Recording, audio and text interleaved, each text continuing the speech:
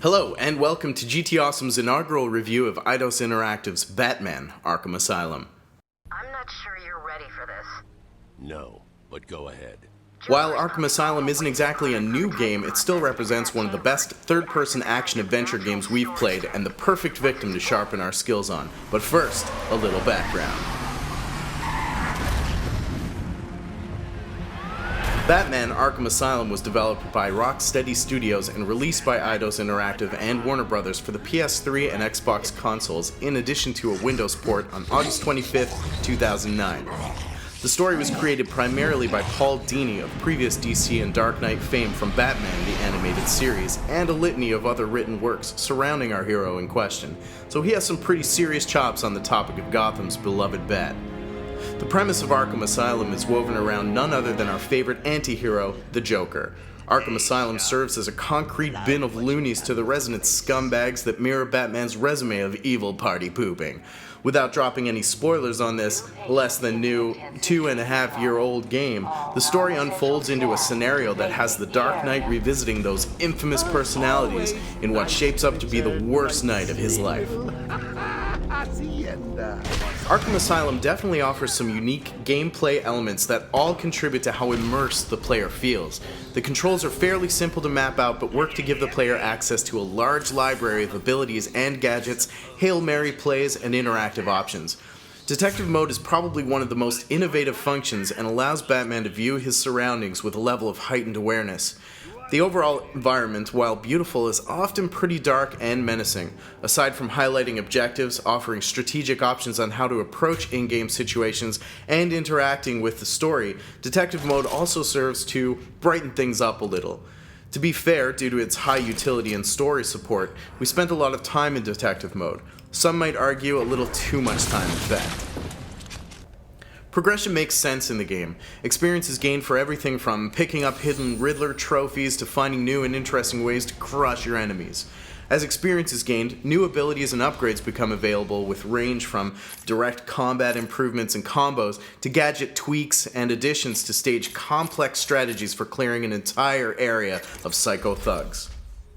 The overall gameplay is very smooth and polished, from scaling environments to get gliding achievements to pounding unfortunate thugs the whole game through. Collision detection, logic controller options, and superb responsiveness make this game feel most like it puts you behind the mask over any other Batman experience to date. 9 out of 10 for mechanics. Pretty incredible. It's like putting Stephen Hawking in a lecture hall and asking the students if his science is credible. You take a writer who's been weaving stories around Batman for almost 20 years and voices characters with top-shelf actors, including Mark Hamill, aka Luke Skywalker, reprising his role as the Joker, who have been with those characters for almost as long, and the rest pretty much creates itself. The story is certainly new and unique. Lore fanatics will appreciate how the story stays true to canon, but allows for a completely new plot, scheme, introduction of enemies, etc. All complemented with in-game discoveries that fill out the extended story. This allows everyone to become immersed in a Batman saga that's completely new and engaging, whether you're a blasting through scene to jaw-dropping scene, or a die-hard completionist. Very difficult to balance, achieved in spades with this game, earning this installment of Batman history a 9 out of 10. Combat is very well done. Again, very logical control options give the player a sense that you are personally and seamlessly moving from one foe to the next, and in command of Batman's thorough martial arts training. In a split second you can fire off a batarang or 3 to clean up stragglers, confuse multiple foes with a flourish of the cape, or counter incoming attacks to follow up with cinematic finishers and signature attacks. The only distracting note here is that sometimes the ragdoll physics cause enemies to fall in awkward ways and positions, but if you're doing your job right, we assume their bones have been pulverized into a spongy mash anyway, so it's not a very hard sell. Fortunately, the AI in the game is pretty high quality. At the beginning, it's pretty easy to pound foes by waiting for an incoming attack, signaled by an overhead animation, and simply spamming counterattack. But as the game progresses and our skills progress, the number of enemies, type, and their respective abilities ramp up as well. It does introduce some level of mounting difficulty, which is nice. Players also earn bonus experience and chain combos for switching up attack style, moves, and gadgets in combat, so we're encouraged to keep things fresh. Overall, amazing combat play, completely different mechanics between bosses, and fluid cinematic transitions earns combat in Arkham Asylum a solid 8 out of 10. Honestly, my only gripe about the environment is the fact that it can feel a little confined and repetitive spending the entirety of the game on Arkham Island.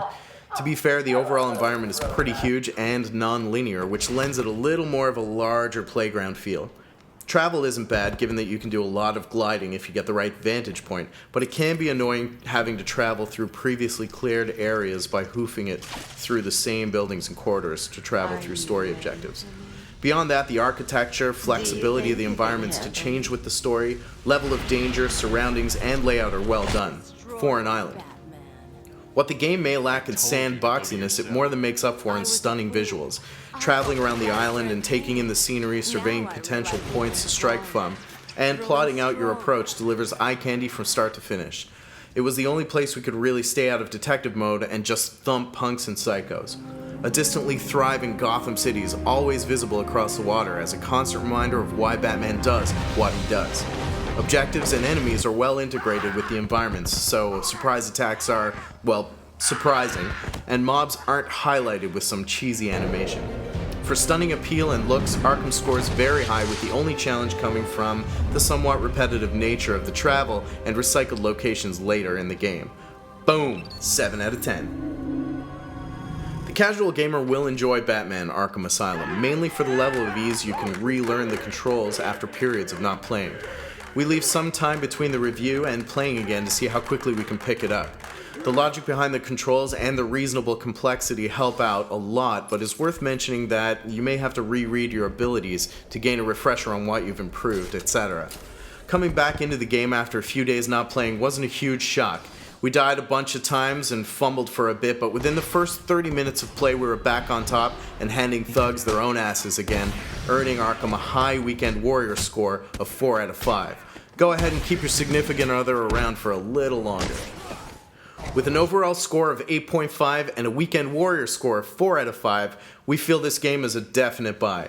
If you haven't heard anything about the game yet and haven't been trolled with spoilers, get out from under that rock and add this title to your library. For the full review and a write-up, check out GTAwesome.com or click the link below. For more casual reviews that are complete, informative, but not soaked with spoilers, be sure to subscribe and join our community. Thanks for watching, and until next time, take it easy!